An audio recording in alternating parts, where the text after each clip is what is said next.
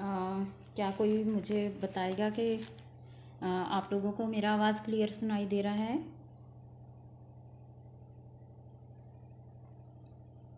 Hello.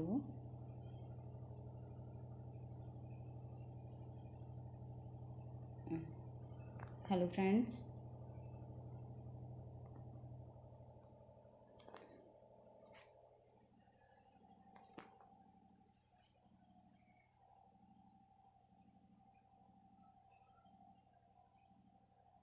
Red salute comrades.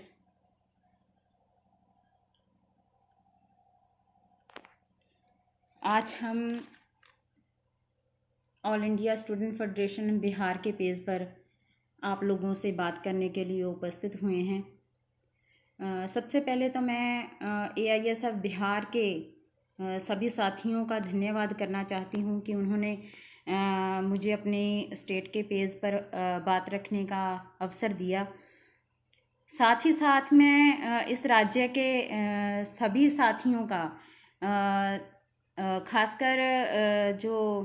All India student federation के हमारे national secretary हैं comrade Sushil Kumar, जिनके नेतृत्व में हमारा ये स्टेट का जो पूरा टीम काम कर रहा है, मैं उनको और उनकी टीम को कॉन्ग्रेचुलेट बोलना चाहती हूँ। क्योंकि इस लॉकडाउन के दौरान जैसे कि हम देख रहे हैं कि सभी राज्य के यूथ और स्टूडेंट अपने अपने पेज पर अलग अलग तरीके के लेक्चर करवा रहे हैं, अलग अलग टॉपिक पर डिस्कशन हो रहा है। तो जितना मैंने सर्च किया उसके अकॉर्डिंग अगर मैं ठीक बोल रही हूँ तो बिहार राज्य का AISF का पेज ये सबसे पहला पेज है जिसने इतनी बड़ी संख्या में यहाँ पर लेक्चर ऑर्गेनाइज करवाए हैं। अलग अलग टॉपिक्स पर हमारे लीडर्स हैं जो हमारे ऑर्गेनाइजेशंस से रिलेटेड हों या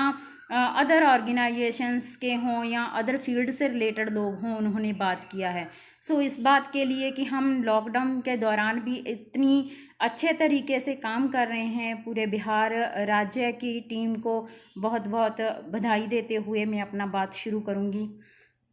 दोस्तों, आज हमारा टॉपिक है महिलाओं पर बढ़ते हमले और हमारे गवर्नमेंट, हमारी सरकार। जब मैं अपना बात शुरू करूं उससे पहले मैं आपको एक उदाहरण देना चाहती हूं जिसके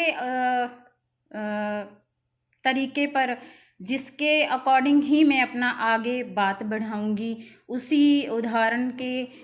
इर्द गिर्द मैं अपना बात रखने की कोशिश करूंगी। दोस्तों, जब हम हमारे देश में या हमारी दुनिया पर कोई दुष्कर्म होता है, कोई अपराध होता है, तो हम पूरे तरीके से, हम पूरी जान से इस बात के लिए वहाँ पर खड़े हो जाते हैं कि उस गुनाह की, उस पाप की, उसको, उस व्यक्ति को सज़ा मिलनी चाहिए। उसने अपराध किया है, उसके लिए उसको फांसी हो, उसके लिए उसको कड़ी से कड़ी सज़ा हो, चाहे वो बलात्कार हो, चाहे डोमेस्टिक वायलेंस हो, चाहे जो हमारा होता है कन्या भ्रूण हत्या हो। ऐसे जो भी चीज़ें आती हैं, हम उनके लिए पूरे दुनिया लेवल पर आवाज़ उठाते हैं कि इसके लिए कानून बनने चाहिए, इसके लिए जो है पाप की, इस गुनाह की सज़ा मिलनी चाहिए। दोस्तों, मेरा मानना है, मैं ये सोचती हूँ कि किसी व्यक्ति को सज़ा देने की बजाय अगर उन कंडीशंस को, उन कारणों को सज़ा दी जाए जिसकी वजह से ये उस व्यक्ति ने वो गुनाह किया है, तो शायद ये गुनाह होने, ये दुष्कर्म होने, ये कंडीशन जो हमारे देश में, हमारी दुनिया में बनी हुई है, शायद वो पूरी तरीके से ख़त्म हो जाएगी, समाप्त हो जाएगी। बोलते हैं कि किसी की, चोर की माँ को मत मारो। जिस व्यक्ति ने चोरी की है उसकी माँ को, उस व्यक्ति को मत मारो, उस चोर को मत मारो, बल्कि उसकी माँ को मारो। मीन्स कि उस जड़ को, उस कारण को, जिसने ये गुनाह करने के लिए उस व्यक्ति को उत्साहित किया है, उसको आगे बढ़ावा दिया है, उस कारण को ख़त्म करना होगा। सो इसी के अकॉर्डिंग मैं अपना बात रखूंगी कि आज अगर हम महिलाओं के ऊपर हो रहे हमलों की बात कर रहे हैं तो हमारे लिए ये अवश्य हो जाता है कि हम भी इस बात के लिए आवाज़ उठाएं कि आज दुनिया स्तर पर जो हालात बने हुए हैं, जो मजबूर कर रहे हैं किसी व्यक्ति को, किसी सदस्य को ये गुनाह करने के लिए, औरत को इस स्थिति से गुजरने के लिए, हम उन कंडीशंस को ख़त्म करने के लिए अपनी लड़ाई को आगे बढ़ाएं। AISF AIYF अपना झंडा जो है और ऊंचा करे, इसके लिए हमें जो है वो काम करना होगा। इसी के इर्द गिर्द मैं अपनी बात जो है दोस्तों वो रखूंगी। हम पूंजीवादी व्यवस्था में रहते हैं। पूंजी का ये सार है कि वो न्यूनतम लागत से जो अधिकतम मुनाफा कमाना चाहती है, अधिकतम लाभ प्राप्त करती है। लाभ प्राप्त करने के लिए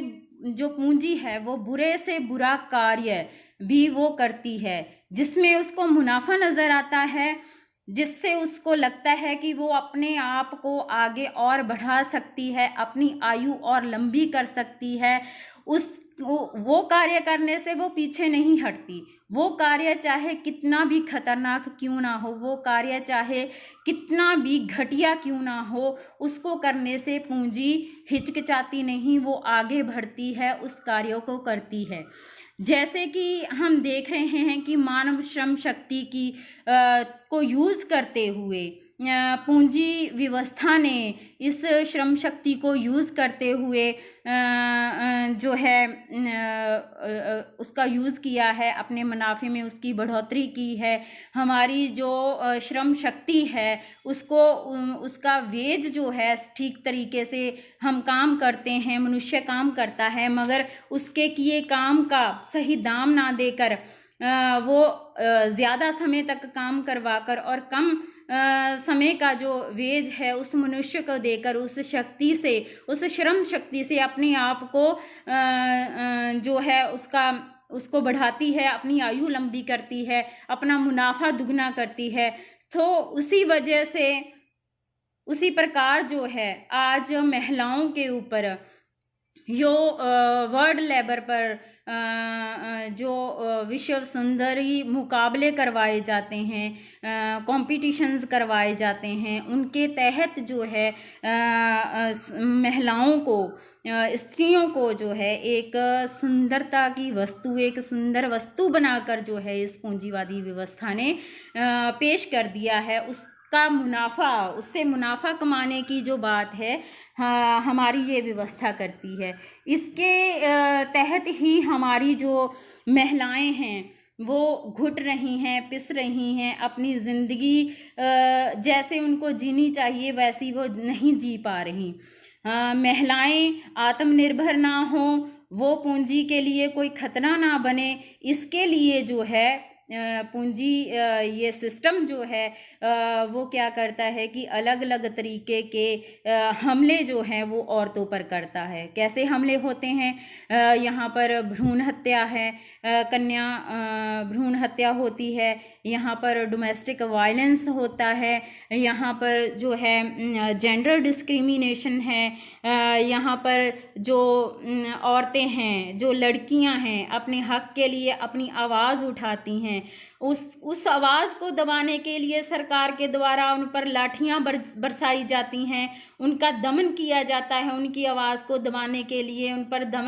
दमन से उनकी आवाज़ को दबाने की कोशिश की जाती है। यहाँ पर बलात्कार हो रहे हैं। ये सारी चीज़ें हैं जो इस सिस्टम के द्वारा, इस पूंजीवादी व्यवस्था के द्वारा हम औरतों पर, हमारे सिस्टम में जो है हमें दी जा रही हैं, जिसके कारण क्या हो रहा है कि औरत, ये समाज जो है एक डर के माहौल में जी रहा है, डर कर जी रहा है। लड़कियों को कोई बाहर नहीं निकालता। जब बाहर निकलना होता है, पहले तो है जन्म देने से भी हम हिचकिचाते हैं। जब घर में कोई बच्चा पैदा होने वाला होता है तो हर कोई ये सोचता है कि हमारे घर में बड़ी संख्या में ऐसे लोग हैं हमारे देश में, हर कोई ये सोचता है कि हमारे घर में लड़का पैदा होगा या लड़की पैदा होगी। ये क्यों है? वो इसी वजह से है ना कि बाहर जो कंडीशंस हैं, बाहर जो हालात हैं इतने खतरनाक बने हुए हैं कि कोई भी उन हालातों में ये नहीं सोच पा रहा है कि लड़का या लड़की होने से कोई फर्क नहीं पड़ता, लड़का होगा या लड़की होगी, है तो एक इस दुनिया का, लड़की पैदा होगी तो वो भी तो इस देश की नागरिक है ना, वो भी तो इस दुनिया की एक सदस्य है। मगर जब हम बात करते हैं, चाहे वो जेंडर डिस्क्रिमिनेशन हो, चाहे मादा भ्रूण हत्या हो, कन्या भ्रूण हत्या हो, तो वहाँ पर कंडीशन ये पैदा हो जाता है कि बात करते समय जैसे कि गवर्नमेंट आज कर रही है धर्म के आधार पर लोगों को बांटने की बात, एक धर्म के लोगों को दूसरे धर्म के अगेंस्ट करने की बात, तो वही व्यवस्था जो है ये मनुष्य और स्त्री के जो ये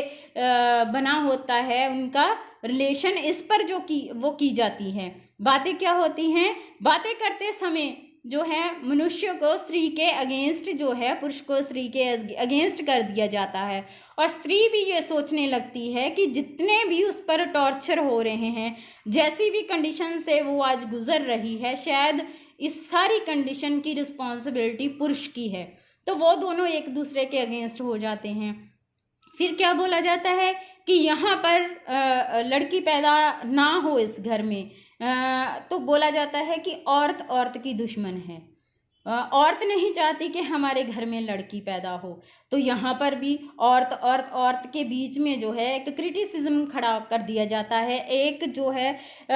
वो भी सोचने लगती हैं, अगर एक दादी है तो वो सोचे कि हमारे घर में लड़की ना पैदा हो, एक माँ है वो सोचे कि हमारे घर में लड़की ना पैदा हो, तो ये एक कंट्राडिक्टरी है जो वो बना दी जाती है। मगर इसके पीछे जो असल वजह है, जो इसके पीछे असल कारण है, मुद्दा है असल, उस पर जाने की कोई कोशिश नहीं करता। सो दोस्तों, हमें इस बात को समझना होगा कि अगर आज ये हालात पैदा हुए हैं, सिचुएशन पैदा हुई है कि कोई भी घरों में बहुत से लोग हैं जो वो लड़कियां नहीं चाहते, तो उसकी वजह है हमारा ये सिस्टम, जिसने कि एक औरत को ऐसा बना दिया है, एक दादी को ऐसा बना दिया है कि वो सोच रही है मेरे घर में पोती ना हो, क्योंकि जिस व्यवस्था में वो दादी गुजरी है, जिस व्यवस्था से वो माँ गुजरी है, जैसी कंडीशंस का उनको सामना करना पड़ा है, तो वो नहीं सोचते कि आगे पैदा होने वाली लड़की को भी वो कंडीशन से गुजरना पड़े। तो वो क्या करते हैं, उस लड़की की, वो पैदा होने वाले उस भ्रूण की वो हत्या कर देते हैं। मगर कोई नहीं, ये नहीं चाहता कि मेरे घर में पैदा होने वाले बच्चे को हम मारें। क्या हालात हैं दोस्तों, आज ये है कि लड़की को एक बोझ समझा जाता है, लड़की समाज पर बोझ है, इसलिए उसको मारा जाता है। बोझ कैसे है, लड़की पैदा होती है तो सोचते हैं कि ये तो पराया धन है, इसने दूसरे घर में चले जाना है, इसकी पढ़ाई पर खर्चा होगा, वाले अच्छे नहीं मिले, वो ऐसे नहीं मिले कि लड़की को जैसे है वैसे अडॉप्ट कर लें, वो और दाज की मांग करने लगे। तो कितनी गिनती में, कितनी बड़ी संख्या में हैं जो महिलाएं, जो लड़कियां हैं, वो दाज की भेंट चढ़ रही हैं। दाज ना देने की वजह से वो उनका जो मर्डर है वो कर दिया जाता है, जहाँ वो खुद सुसाइड कर लेती हैं। तो पेरेंट्स ये सोचते हैं कि आगे जब वो बड़ी होगी, दाज ना देने की वजह से, क्योंकि हमारी इनकम उतनी नहीं है, हमारे पास कोई काम नहीं है, हमारे पास इतना पैसा नहीं है कि हम लड़की को इतनी बड़ी संख्या में, इतना ज़्यादा दहेज है, पैसा है, वह दे सकें। वो सोचते हैं कि बड़ी हुई लड़की, 25-30 साल की लड़की, जब उसकी लाश उनके सामने पड़ी होगी, इससे तो अच्छा है इसको आज ही ख़त्म कर दें, तो वो उसको मार देते हैं दोस्तों। पर इसके दूसरी तरफ ये सिक्के का एक पहलू है। अगर हम सिक्के के दूसरे पहलू की ओर देखें, अगर जैसे कि हमारा ऑल इंडिया स्टूडेंट फेडरेशन और ऑल इंडिया यूथ फेडरेशन कह रहा है कि हर एक व्यक्ति को, हर एक छात्र को जो है फ्री, कंपल्सरी और साइंटिफिक एजुकेशन मिलना चाहिए, हर एक के लिए रोज़गार की गारंटी का कानून होना चाहिए, तो कोई भी ये नहीं सोचेगा कि मेरे अगर ये कानून बन जाएं तो कोई ये नहीं सोचेगा कि मेरे घर में पैदा होने वाला लड़का है या लड़की है। क्योंकि जब टेंशन होता है पढ़ाई का, पढ़ाई पर खर्चे का, क्योंकि लड़की ने तो दूसरे घर जाना है, तो हमारे लिए कानून है कि हमारे पास फ्री, कंपल्सरी और साइंटिफिक एजुकेशन है। जब वो लड़का हो या लड़की 18 वर्ष के होंगे तो हमारे पास कानून होंगे कि वह जितनी उनकी योग्यता है, उनकी योग्यता के हिसाब से सरकारी नौकरी की व्यवस्था है। तो कोई ये नहीं सोचेगा कि लड़की हम पर बोझ है, लड़की समाज पर बोझ है, ये कोई नहीं सोचेगा, क्योंकि वो आत्मनिर्भर है। वो अपना खुद का गुजारा जो है वो अच्छे से कर रही है। जब दाज देने की नौबत आएगी तो लड़की खुद, क्योंकि आज वह मजबूर है, आज जैसा उसको बोला जाता है वह वैसा करती है, क्योंकि उसके पास कुछ नहीं है। मगर जब काम की गारंटी के अकॉर्डिंग उसके पास सरकारी नौकरी की व्यवस्था होगी, उसके पास शिक्षा होगी, रोजगार होगा, तो पूरा वो जोर लगाकर बोल सकती है कि ये दहेज के लोभी व्यक्तियों के पास मुझे नहीं जाना, मेरे पास सरकारी नौकरी है, मैं आत्मनिर्भर हूँ, जैसा मुझे लड़का चाहिए या जैसा मुझे एक परिवार चाहिए वैसा उसका चुनाव मैं खुद से कर सकती हूँ, या मैं खुद अच्छी ज़िंदगी है वो जी सकती हूँ। आज लड़के वाले भी इसलिए रोजगार दहेज की मांग करते हैं क्योंकि वहाँ पर भी कुछ नहीं है। वो सोचते हैं कि कोई लड़की हमारे घर में आएगी, थोड़ा बहुत हमारे पास होगा तो चलो उससे गुजर बसर होता रहेगा, मगर जब दोनों लोग कमाते होंगे, दोनों लोगों के पास काम होगा, तो कोई दहेज के बारे में, कोई लड़की को मारने के बारे में नहीं सोचेगा। दोस्तों ये पहलू है। आज यहाँ पर जो है डोमेस्टिक वायलेंस बहुत हो रहा है। कोरोना काल है, ये लॉकडाउन का पीरियड चल रहा है, तो एक सर्वे बता रहा है कि इस पीरियड के दौरान डोमेस्टिक वायलेंस है जो सबसे बड़ी संख्या पर हुआ है। औरतों पर होने वाला अत्याचार, घर में जो हिंसा होती है, सबसे बड़ी संख्या में इन दिनों में, इन लॉकडाउन में हुआ है। उसका रीज़न क्या है दोस्तों? आज मैं पंजाब से बिलोंग करती हूँ, तो पंजाब में एक जो कह सकते हैं कि सर्वे ऐसा है जिसमें उन्होंने बताया है कि अदर स्टेट्स के मुकाबले पंजाब की जो कंडीशन है डोमेस्टिक वायलेंस के हिसाब से वो सबसे पहले नंबर पे है। बाकी जगह पर उतना जो घरेलू हिंसा है वो उतनी नहीं होती जितनी पंजाब में हो रही है। एक राज्य में इतनी बड़ी संख्या में डोमेस्टिक वायलेंस के केस आ रहे हैं जिसका आप अंदाज़ा भी नहीं लगा सकते। इसका कारण ये है, इसकी वजह ये है कि पंजाब एक ऐसा राज्य है जहाँ पर नशे का यूज़, ड्रग्स का यूज़ है जो वो सबसे बड़ी संख्या में होता है, सबसे ज़्यादा होता है। तो एक्सट्रीम संख्या में जो हैं, एक्सट्रीम केसेस हैं जो वो डोमेस्टिक वायलेंस के जो पंजाब में वन स्टॉप सेंटर्स बने हुए हैं वहाँ पर आ रहे हैं। इन सेंटर्स का जो सर्वे है वही बताता है कि लॉकडाउन में जो ये डोमेस्टिक वायलेंस होता है, ये क्या उसको बोल सकते हैं कि एक सब्र का बांध टूटना। औरत को चांटा मारा जाए, उसको गाली गलौज किया जाए, उसको कुछ ऐसे शब्द बोले जाएं जिससे वो अपने आप को शर्मिंदा महसूस करे। ये जो रोज़ की घटनाएं होती हैं, बच्चों के लिए लड़ाई, खाने के लिए लड़ाई, ये रोज़ की घटनाएं हैं। जो घर से बाहर नहीं निकलती वो गली में दब कर रह जाती हैं। मगर ऐसी सिचुएशंस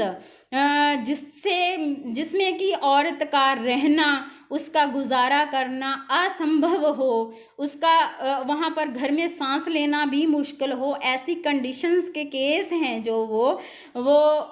इस लॉकडाउन के दौरान सबसे बड़ी संख्या में पंजाब में आए हैं। बाकी राज्यों में भी स्थिति है, मगर ख़तरनाक स्थिति पंजाब में है। उसका कारण ये भी है दोस्तों कि नशा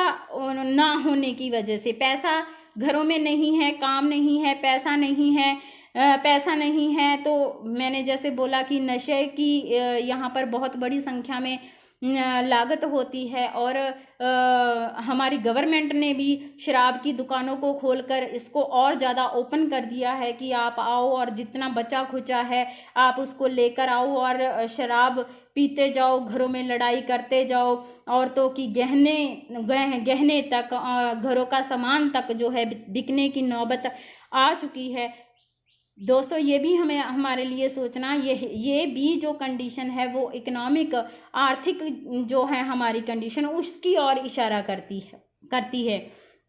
अगर लॉकडाउन के दौरान ये काम होता तो शायद उतनी बड़ी संख्या में ये केस ना आते। काम नहीं है, रोजगार नहीं है, पैसा नहीं है, तो घरों में लड़ाइयाँ हैं। और ये जो आदमी हैं, जो एक तरफ तो मजबूर भी है ना, कुछ लोगों को बोल सकते हैं कि वो नशे से अपना जो गुस्सा है, नशा ना मिलने की वजह से गुस्सा है औरत पर निकालते हैं, मगर बड़ी संख्या में तो लोग वो भी है ना कि घर में बच्चे हैं, उसको खाना देने के लिए उनके पास पैसा नहीं है, वो जो है किराए के मकान में रहते हैं, रोज मकान मालिक उनको तंग करता है मगर किराया देने के लिए पैसे नहीं हैं, तो औरत को समझा जाता है कि ये कमज़ोर है। तो उसी कमज़ोरी का फ़ायदा उठाकर वो फ्रस्ट्रेशन है जो एक आसपास के माहौल से बना हुआ, तो वो फ्रस्ट्रेशन है आदमी औरत पर निकालने की कोशिश करता है। अगर सभी के पास रोज़गार हो, सभी के पास जो है काम हो, पैसा हो,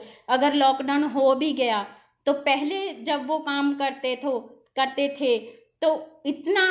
जो सरकारी नौकरी के अंडर, गवर्नमेंट की जो नौकरी है होती है उसके अंडर उनकी योग्यता के हिसाब से उसको अच्छी नौकरी मिली होती, थोड़ा बहुत उनके पास पैसा जमा ना होता तो शायद ये हालात हैं वो पैदा नहीं होते। सो दोस्तों ये भी जो एक पक्ष है, एक तरफ तो डोमेस्टिक वायलेंस का, तो दूसरी तरफ दूसरा पक्ष है जो वो इकोनॉमिक कंडीशन का, इसको सुधारने के लिए, इस ऐसी व्यवस्था बनाने के लिए कि औरत को ये सारी चीज़ों का सामना ना करना पड़े, इसके लिए हमें काम करना होगा। हमले होते हैं उनका एक उदाहरण जो है, एक जो ये भी है कि यहाँ पर बलात्कार जो है हमारे देश में बहुत बड़ी संख्या में हो रहे हैं। बड़ी संख्या में हमारी औरतें, हमारी लड़कियां जो हैं वो बलात्कार का शिकार हो रही हैं, उनको ये इस सिचुएशन से गुजरना पड़ रहा है। जहाँ पर लड़कियों की, कन्याओं की पूजा की जाती है, उसी देश में आज ना तो छोटी बच्ची सुरक्षित है और ना ही 60 साल की बुजुर्ग औरत सुरक्षित है। यहाँ पर लोगों को हम ये सोचते हैं कि हमारे लिए कोई कानून बनेगा, हमारे लिए ऐसी व्यवस्था हमारी गवर्नमेंट लेकर आएगी कि जो अपराध करते हैं, जो ये गुनाह करते हैं उनको उनकी सज़ा मिले। मगर गवर्नमेंट का ध्यान किस ओर है कि आप लोगों को अनसाइंटिफिक तरीके से बातें बोलकर उनका ध्यान इस तरफ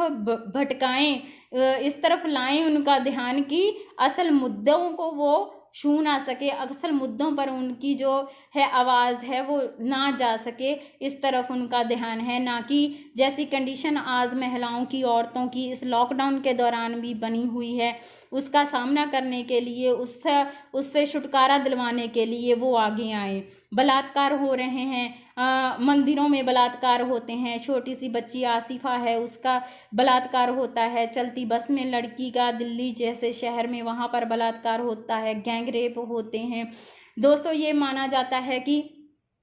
इसके लिए उस व्यक्ति को, जिसने चाहे वो मंदिर में किया, चाहे मस्जिद में किया, चाहे किसी बस में किया, उसको सज़ा मिलनी चाहिए। सज़ा मैंने जैसे पहले बोला कि चोर को नहीं, उसकी माँ को मारना चाहिए, उन कारणों को मारना चाहिए जिसने मजबूर किया उस व्यक्ति को ऐसा कार्य करने के लिए। मैं मानती हूँ कि बहुत से लोगों में से कुछ लोग ऐसे हैं, कट्टर हैं, जो ये सोचते हैं कि औरत जो है एक भोग विलास की वस्तु है, इसे हम जैसे चाहें वैसे हम यूज़ कर सकते हैं। वो ऐसे स्थिति में वो ना लड़की को देखते हैं, ना बच्ची को देखते हैं, ना बुजुर्ग औरत को देखते हैं, वो अपना मन बहलाने के लिए हर तरीके का कार्य करते हैं। मगर बड़ी संख्या दोस्तों ऐसे लोगों की भी है जो अपना एक नेचुरल जो उनकी नीड होती है उसको पूरा करने के लिए उनको मजबूरीवश ये सारी चीज़ें करनी पड़ती हैं। जब हम रेशो देखते हैं, जो बलात्कार की घटनाएं हो रही हैं, इसके पीछे क्या कारण है, जब इनको हम सर्च करने की कोशिश करते हैं, जब हम ये सोचते हैं कि हमारे देश में कितनी संख्या में जो राज्यों के हिसाब से लड़कियों की कितनी संख्या है और लड़कियों की कितनी संख्या है, तो केवल जो केरला है और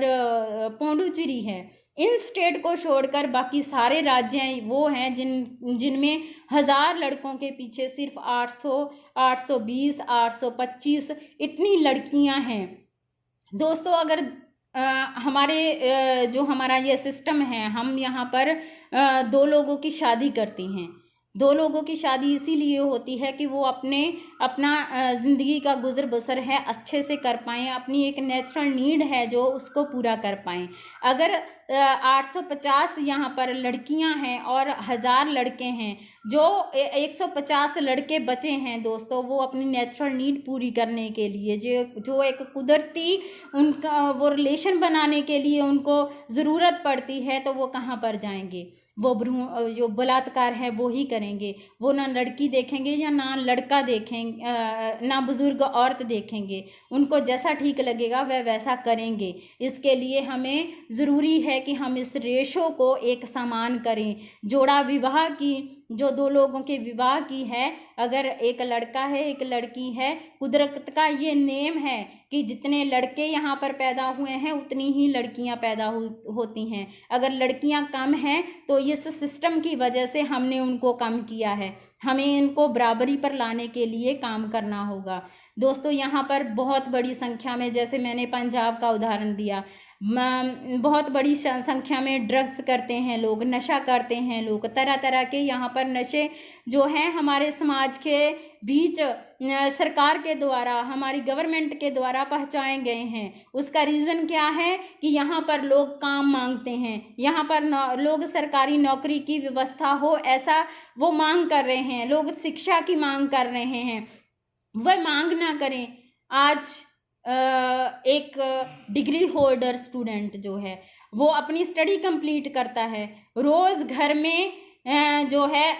माँ बाप को एक आशा उनके ऊपर होती है, एक अपेक्षा उनके ऊपर होती है कि वो लड़का लड़की बाहर जाएगा, उसको सरकारी नौकरी मिलेगी, काम मिलेगा, घर में पैसा आएगा, उनकी ज़िंदगी भी है जो अच्छे से गुजरेगी। मगर होता क्या है, जब लड़का या लड़की है घर से अपनी डिग्री की फाइल लेकर बाहर जाते हैं, बाहर काम नहीं है, वो निराश होकर घर में लौटते हैं। रोज़ जब उनकी माँ घर में ये आशा लगाए बैठी होती है, दरवाजे पर उनकी निगाह होती है कि उनका बच्चा बच्ची घर में आएगा, खुशी से उनको कलावे में लेकर, अपनी बाहों में लेकर बोलेगा कि मुझे माँ नौकरी मिल गई है। मगर होता यह है कि वह हर रोज़ अपने बच्चे का उदास मुंह देखती है, और बच्चा या बच्ची, वो लड़का लड़की हर रोज़ अपनी माँ का उदास मुंह देखते हैं, जो आशा लगाए हुए है कि काम मिलेगा, उनके घर में खुशियाँ आएंगी। तो वह हर रोज़ इस निराशा के माहौल से गुजरता हुआ नशे की दलदल में जाता है, नशे की तरफ जाता है। वो नशा करता है, और जब उनके पास काम नहीं है, उनकी जो एनर्जी है, उनका जो उनके शरीर का, जिस पर वो शक्ति है जिसको उन्होंने काम पर लगाना था, जिस शक्ति ने यहाँ पर एक नई दुनिया, नया माहौल, खुशियों का माहौल पैदा करना था, देश को सुंदर बनाना था, फिर उसी शक्ति को वो बलात्कार जैसी घटनाओं में यूज़ करता है। वो नशे की हालत में वो ये नहीं देखता कि उसकी और कौन है, क्या है, वो जैसा उसको उस माहौल में अच्छा लगता है, वैसा दिमाग जैसा उसको करने के लिए बोलता है, वह वैसा करता है। दोस्तों, इस चीज़ से छुटकारा दिलाने के लिए हमें आवाज़ बुलंद करना होगा कि हमें रोज़गार चाहिए, हमें शिक्षा चाहिए, ताकि हम इस फ्रस्ट्रेशन से, इस माहौल से हम बाहर निकल सकें। आज हमारे ऊपर जो है, आज गवर्नमेंट हमारे लिए क्या कर रही है कि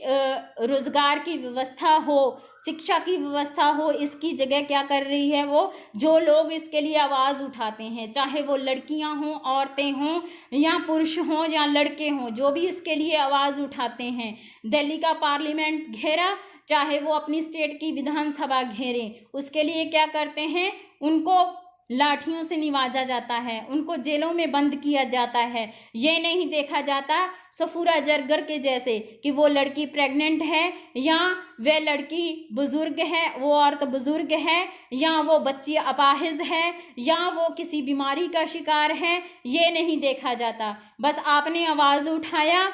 आपने ये बोला कि हमें हमारी ये डिमांड्स हैं, हमारी ये मांगे हैं, इनको पूरा करो। आप हमारे अगेंस्ट बोले हैं, इसलिए आपको इसकी सज़ा मिलेगी। ये भी जो है सरकार के द्वारा किया गया दमन, ये भी उन हमलों में आता है जो औरतों पर हुए हैं। दोस्तों, यहाँ पर पूरे अगर देश की बात करनी हो तो बहुत से राज्य ऐसे हैं, बिहार हो, पंजाब हो, जो आंध्र प्रदेश हो, उड़ीसा हो, तमिलनाडु हो, ऐसे बहुत से राज्य हैं जिनकी आप उदाहरण ले सकते हैं। जब इन राज्यों के स्टूडेंट्स ने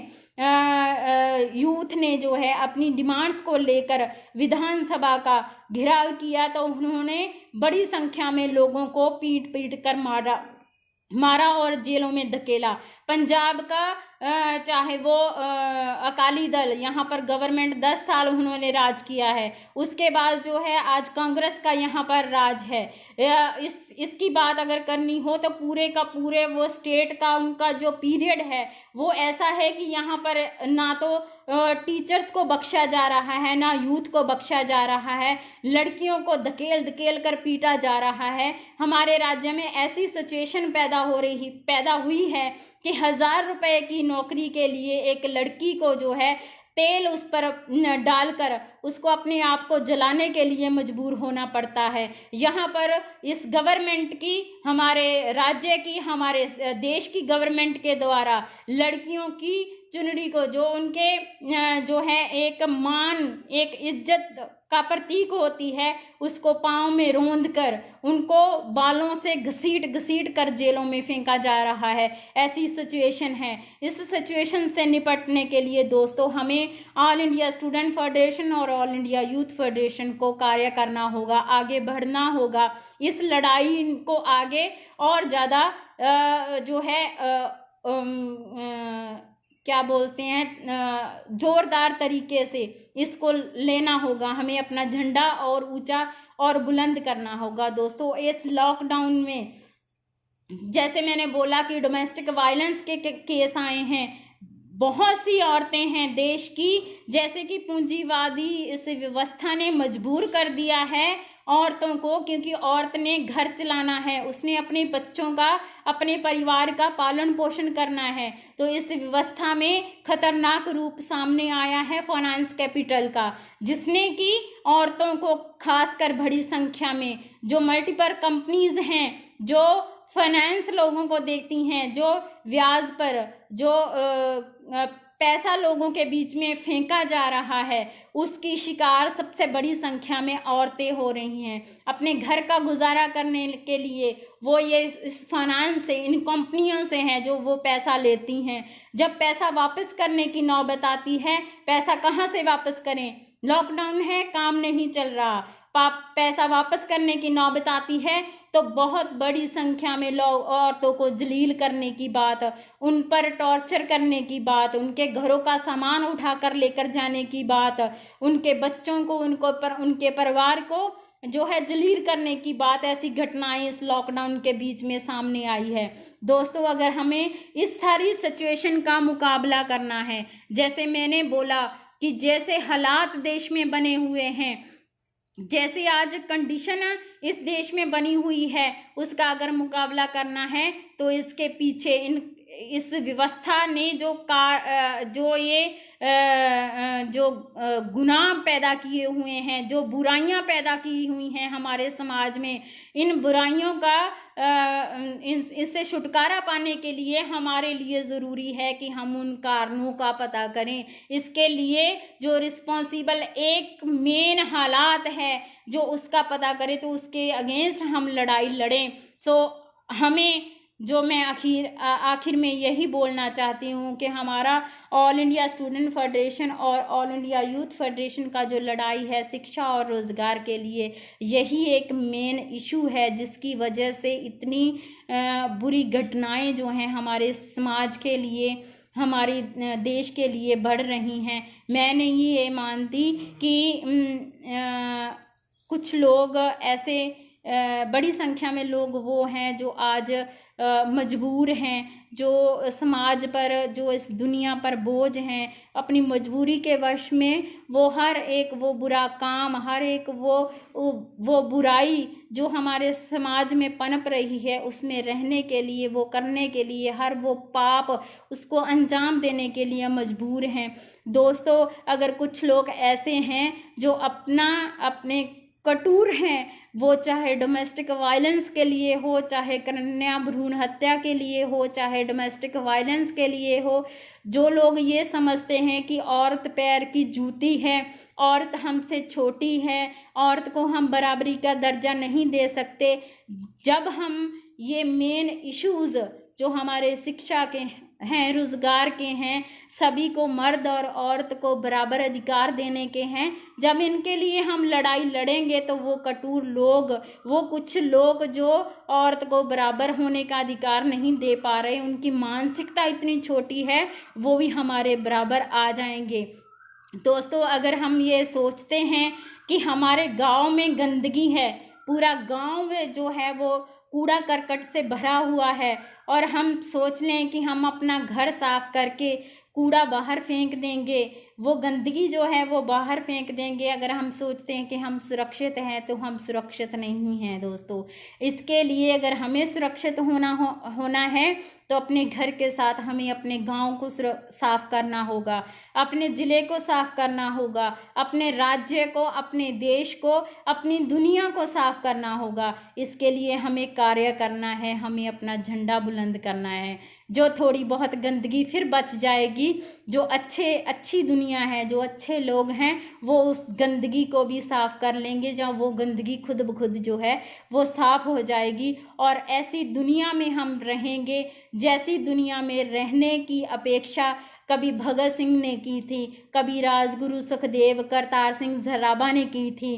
कभी लेनिन ने, मार्क्स ने की थी, कभी हमारे 10 गुरुओं ने की थी। वैसा समाज बनाने की, वैसी दुनिया बनाने की और हम बढ़ेंगे। तो इसका सहरा, इस कार्य को संपन्न करने का सहरा, इस कार्य को संपन्न करने की रिस्पॉन्सिबिलिटी जो है वो ऑल इंडिया स्टूडेंट फेडरेशन पर है, ऑल इंडिया यूथ फेडरेशन पर है। दोस्तों, हमारे ये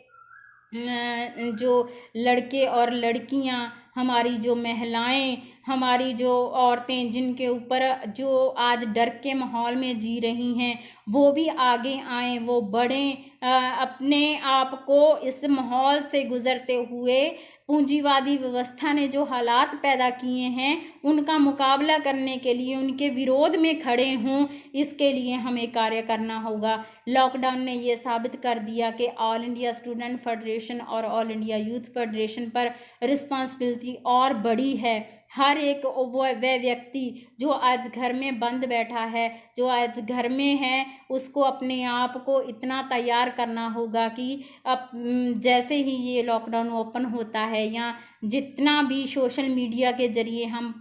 अपना काम कर रहे हैं, उसके लिए हमें आवाज़ बुलंद करना होगा कि हमें हर एक को फ्री, कंपल्सरी और साइंटिफिक एजुकेशन